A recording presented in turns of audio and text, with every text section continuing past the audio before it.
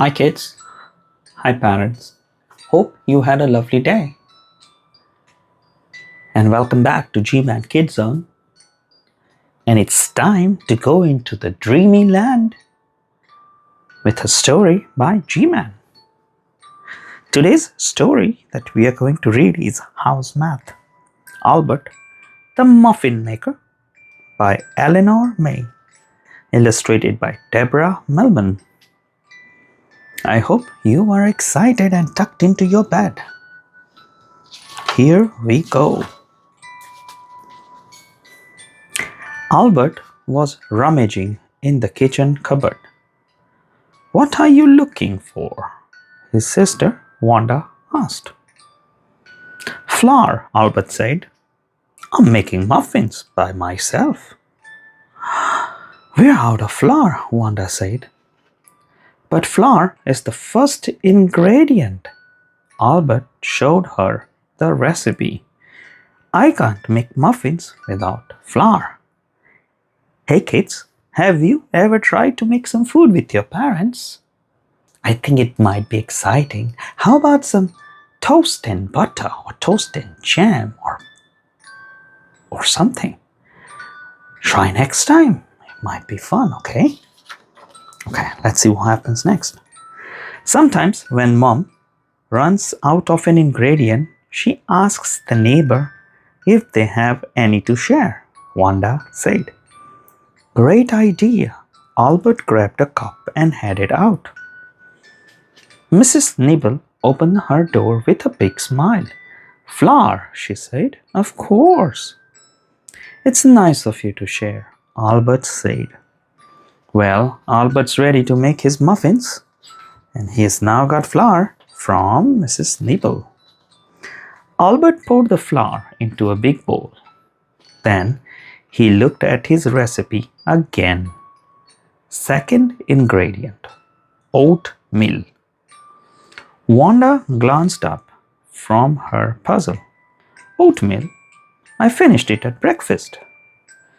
"Not a problem," Albert said. Mrs. Nimble's smile wasn't quite as big this time, but she filled Albert's cup with oatmeal.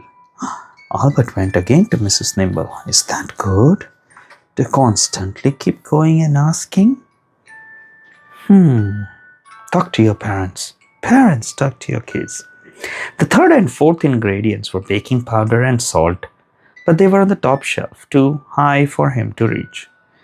Albert had to ring Mrs. Nibble's doorbell twice. Uh-oh, this is not good. "Albert," Wanda said when he came back, "you can't get all of your ingredients from Mrs. Nibble." "Mom always says it's nice to share," Albert said. "Sharing is nice," Wanda agreed, but Mrs. Nibble had already shared enough. The fifth ingredient was cinnamon. Albert couldn't see it in the cupboard. This time, he didn't go to Mrs. Nibble. Okay, so now we are on to the fifth ingredient.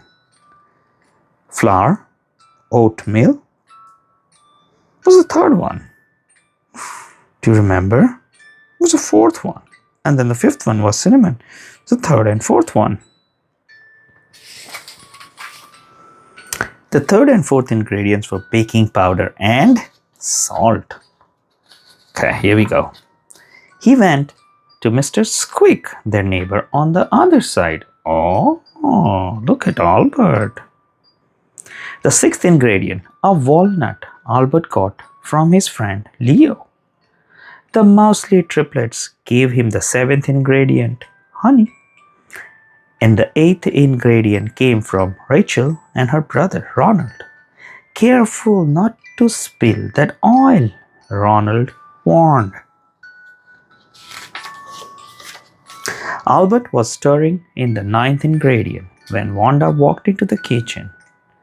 "I didn't know we had applesauce," she said. "We didn't," Albert said. "I borrowed some from Cousin Pete."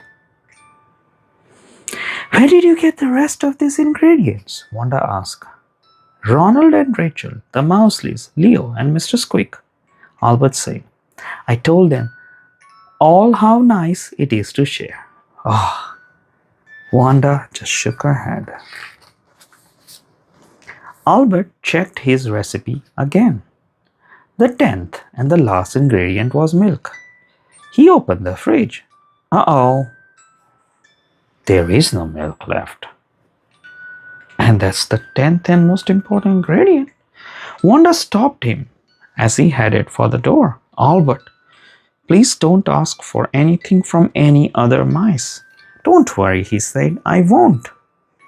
Albert, where are you going? Wanda hurried after him.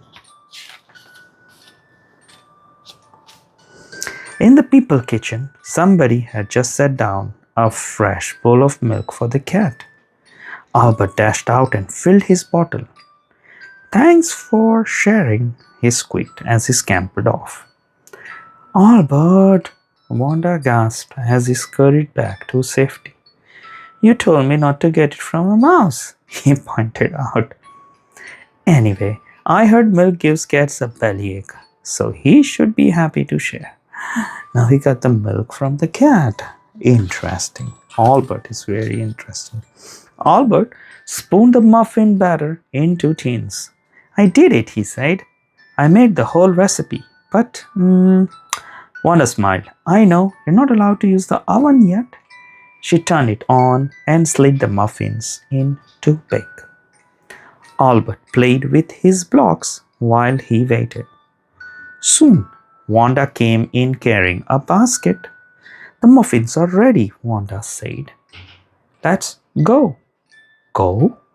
Albert said, go where? Can you imagine what will happen next? You know how sharing is caring? What do you think would happen next with the cookies that are made, the muffins that are made? Let's see. Wanda knocked on Mrs. Nibble's door.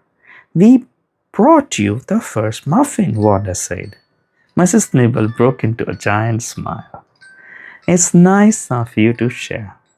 Wanda gave the second muffin to Mr. Squeak.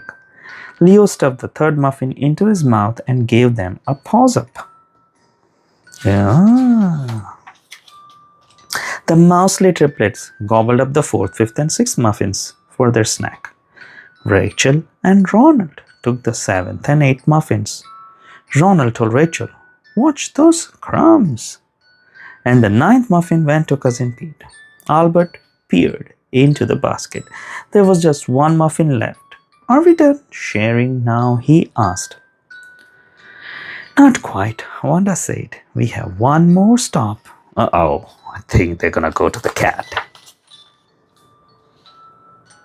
The people kitchen, Albert asked, but Wanda rolled the 10th muffin across the floor and the cat pounced. Now we are done, Wanda said. As they walked into their kitchen, Albert's whiskers twitched. Still smells like muffin, he said sadly. Wanda smiled. Of course it does. So Albert is sad. Wanda is not. Why? Wanda set the 11th and 12th muffins on 2 plates. Wasn't it nice to share with our friends? She asked. Yes, it was, Albert said, taking a big bite. And you know what else is nice? Sharing the last 2 muffins with you. And that's how the adventure of Albert making the muffins went about. I hope you enjoyed the story. Subscribe to G-Man Kids Zone. Like the story if you enjoyed it.